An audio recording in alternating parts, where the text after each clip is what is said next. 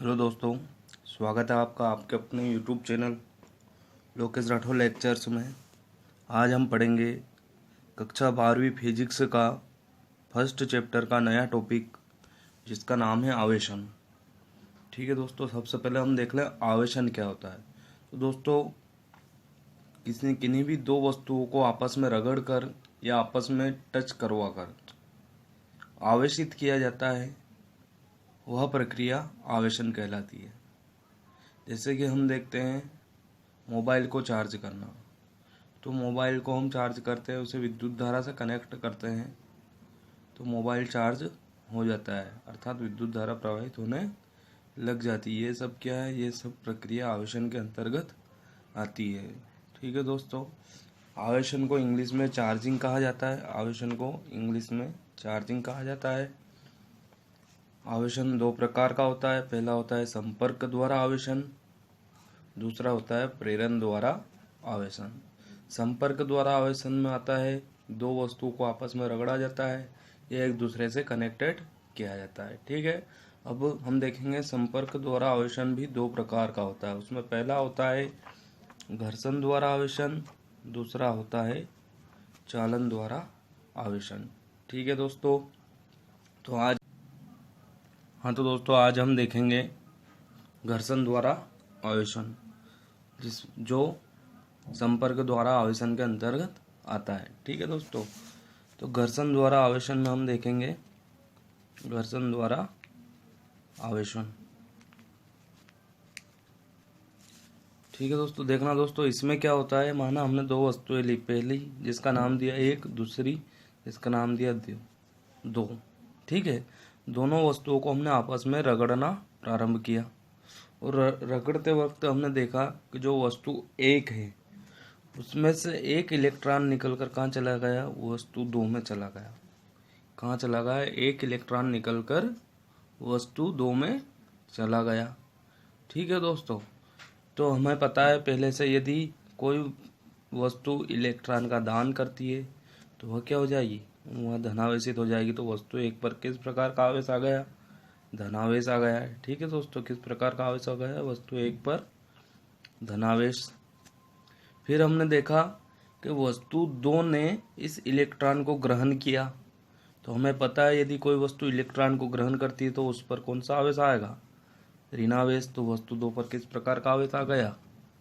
ऋणावेश आ गया। ठीक है दोस्तों, तो हमने देखा कि दो वस्तुओं को आपस में रगड़ने से वस्तु क्या हो गई? आवेशित हो गई। एक वस्तु पर धनावेश आ गया, एक पर क्या आ गया? ऋणावेश आ गया। और यही प्रक्रिया होती है घर्षण द्वारा आवेशन की। सबसे पहले हमने पढ़ा था आवेश के टॉपिक में कि एक धातु जिसका नाम है एम्बर और जानवर की खाल, दोनों को आपस में रगड़ा, वहां से क्या उत्पन्न हुआ? आवेश उत्पन्न हुआ, अर्थात वस्तु आवेशित। हाँ तो दोस्तों, हमने देखा घर्षण द्वारा आवेशन। अब देखो इसको डिटेल्स हम देखते हैं।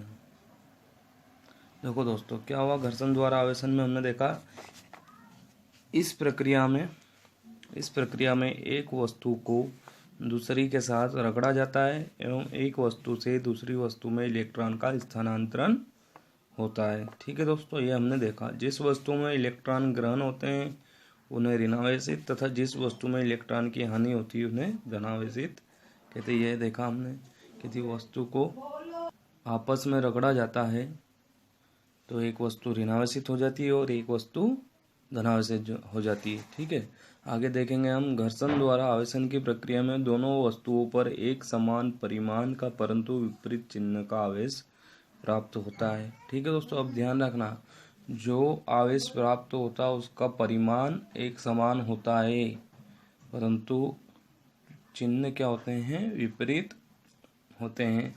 अब किस पदार्थ पर धनात्मक प्रकृति का आवेश उत्पन्न होता है तथा किस पर ऋणात्मक प्रकृति का, यह पदार्थों के गुणधर्म पर निर्भर करता है। ठीक है दोस्तों, जैसे कि एक उदाहरण से हम समझते हैं कि यदि कांच की छड़ को रेशम के कपड़े से रगड़ा जाए, कांच की छड़ को रेशम के कपड़े से रगड़ा जाए तो कांच की छड़ धनावेशित होगी और रेशम का कपड़ा ऋणावेशित होगा।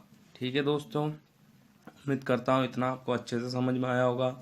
एक बार और देख लें। हमने देखा है दोस्तों कि हमने दो वस्तुएं ली, ठीक है दोस्तों, जिसका पहले का नाम दिया एक, दूसरे का नाम दिया दो। दोनों वस्तुओं को आपस में रगड़ा तो वस्तु एक से इलेक्ट्रॉन निकल कर कहाँ चले गए, वस्तु दो में चले गए। तो वस्तु एक क्या हो गई, धनावेशित हो गई, और वस्तु दो क्या हो गई, ऋणावेशित हो गई। यही हमें देखना था कि आवेशन की प्रक्रिया क्या होती है। सबसे पहला टॉपिक देखा हमने घर्षण द्वारा आवेशन। अब हम देखेंगे दोस्तों चालन द्वारा आवेशन। ठीक है दोस्तों। हाँ तो दोस्तों अब हम देखेंगे चालन द्वारा आवेशन। चालन द्वारा आवेशन क्या होता है। ठीक है दोस्तों, चालन द्वारा आवेशन तो इसमें क्या होता है दोस्तों, सबसे पहले हमने देखा था घर्षण द्वारा आवेशन में हमने देखा था कि दो वस्तुओं को आपस में रगड़ा जाता है। अब चालन द्वारा आवेशन में क्या होता है, दो वस्तुओं को आपस में एक चालक तार द्वारा जोड़ा जाता है। ठीक है दोस्तों, देखो हमने देखा कि यह अपनी वस्तु एक है और यह वस्तु क्या है, दो है। अब जो वस्तु एक है अपनी, पूर्णतः क्या आवेशित है, क्या है, पूर्णतः आवेशित। हमने माना कि इसमें कौन सा चार्ज है, प्लस आर चार्ज है, और ये क्या है, पूर्णतः आवेशित है। ठीक है दोस्तों। अब जो वस्तु दो है यह क्या है, पूर्णतः अनावेशित है, यह हम बोल सकते हैं उदासीन है। तो वस्तु एक तो क्या हो गई, अपनी आवेशित वस्तु हो गई। ठीक है दोस्तों, क्या हो गई, वस्तु एक आवेशित वस्तु, वस्तु दो हो गई उदासीन वस्तु, जिसे हमें आवेशित करना है। इसे क्या करना है, हमें आवेशित करना है। तो इसके लिए क्या करेंगे, हम इसे एक चालक तार द्वारा जोड़ देंगे।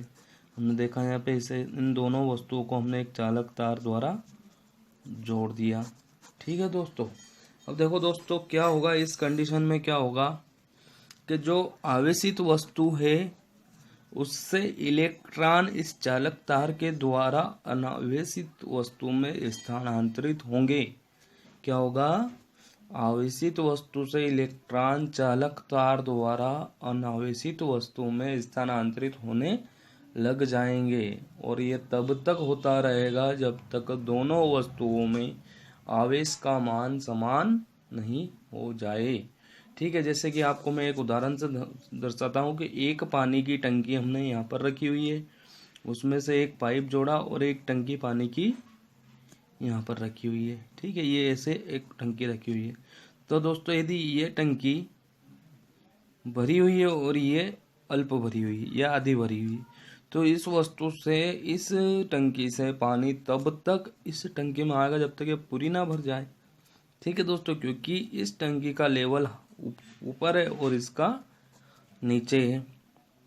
ठीक है दोस्तों, परंतु यदि हम माने कि दो टंकी रखी हुई है एक दूसरे के समकक्ष, ये दो टंकी रखी हुई है एक दूसरे के समकक्ष या एक दूसरे के समान लेवल में रखी हुई है।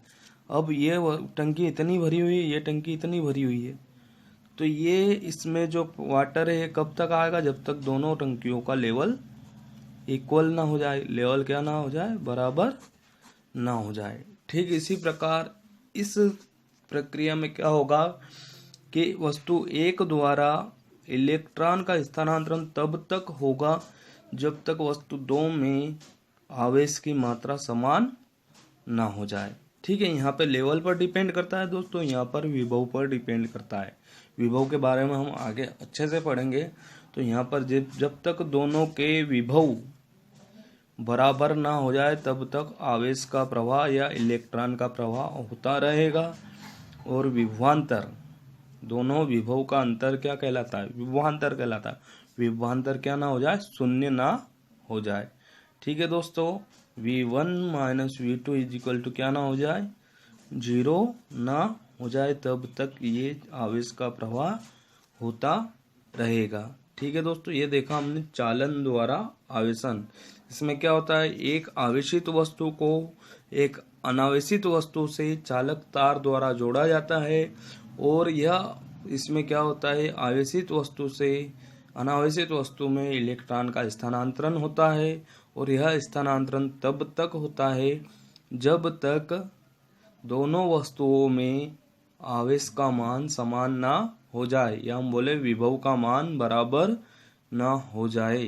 ठीक है दोस्तों, उम्मीद करता हूँ आपको इतना बहुत अच्छे से समझ में आया होगा।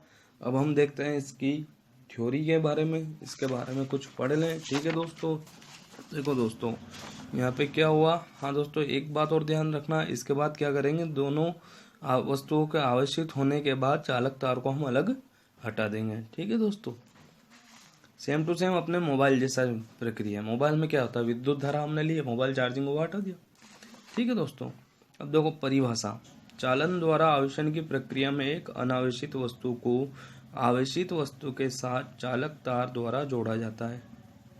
तत्पश्चात आवेशित वस्तु से अनावेशित वस्तु में इलेक्ट्रॉन का स्थानांतरण होने लगता है। ठीक है दोस्तों, फिर क्या होता है, फिर होता है आवेश का प्रवाह तब तक होता है जब तक दोनों वस्तुओं के विभव, मैंने बताया था आपको, विभव एक समान नहीं हो जाए और विभवांतर शून्य ना हो जाए।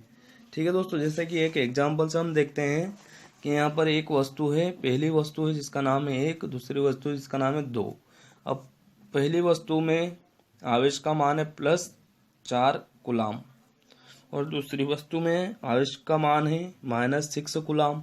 तो इसमें क्या होगा, दोनों वस्तुओं में समान आवेश जब तक ना आ जाए तब तक चालन होता रहेगा। ठीक है दोस्तों, तो देखो हमने दोनों को 4 - 6, ये प्लस का है और ये क्या है, माइनस का है। 4 - 6/2 का क्यों कराएंगे, 2 क्यों करेंगे, क्योंकि सॉरी दोस्तों 2 क्यों करेंगे, क्योंकि 2 वस्तु है अपने पास। तो ये क्या हो जाए, -2/2। ये सोल्व करेंगे तो आएगा आंसर -1। तो ये चालन तब तक चलता रहेगा जब तक दोनों वस्तुओं में -1 कूलाम का आवेश प्राप्त ना हो जाए। ठीक है दोस्तों, उम्मीद करता हूँ समझ में आया होगा। यदि दोनों वस्तु, अब आगे देखो, यदि दोनों समान वस्तुओं को चालक तार द्वारा जोड़ा जाए तो नेट आवेश दोनों वस्तुओं पर एक समान मात्रा में विभाजित हो जाता है। ठीक, कुल आवेश क्या हो जाता है, जो बचेगा वह दोनों वस्तुओं में समान मात्रा में विभाजित हो जाता है। ठीक है दोस्तों, उम्मीद करता हूँ इतना आपको चालन द्वारा आवेशन बहुत अच्छे से समझ में आया होगा। ठीक है दोस्तों।